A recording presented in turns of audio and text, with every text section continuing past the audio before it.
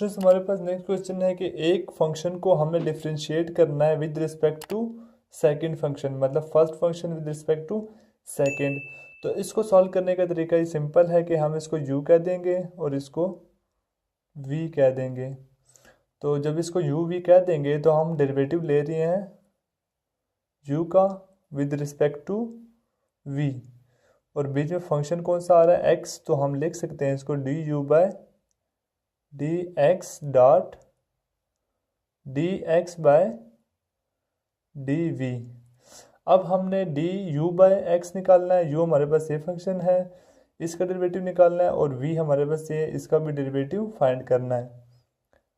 तो u हमारे पास है x square minus x square की पावर -2, और v हमारे पास था x4।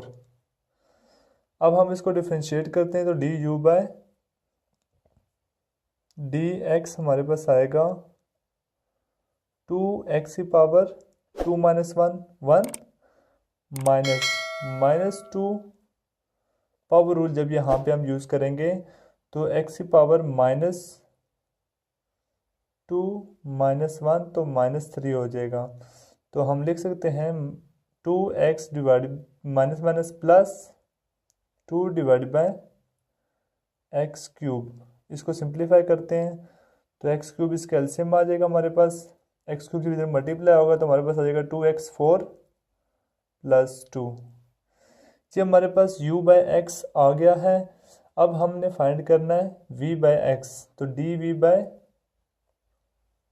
dx is equal to 4x cube. अब हम क्या करते हैं, जब हमने dv बाई dx फाइंड किया तो dx बाई dv हमें चाहिए, तो dx बाई dv करने के लिए हमें इसका रेसिप्रोकल ले लेना है, उलट कर देना इसको, तो हमारे पास आ जाएगा 4x क्यूब। अब हमने इन दोनों फंक्शंस को फार्मूले के अंदर पुट कर देना है, जो हमने फर्स्ट फार्मूला बनाया था इसके लिए, जो हमारे पास है du by dv is equal to du by dx dot dx by dv। जब u बाई v के अंदर पुट करेंगे हम, हमारे पास ये फंक्शन आ जाएगा 2x4 + 2 divide by x cube dot x by जब v हमारे पास आएगा तो 1/4x क्यूब।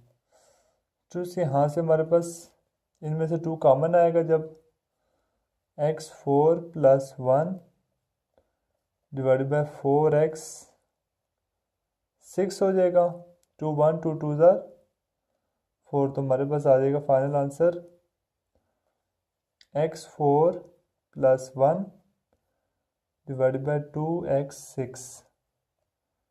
ये हमारे पास स्टूडेंट्स फाइनल आंसर आ गया है।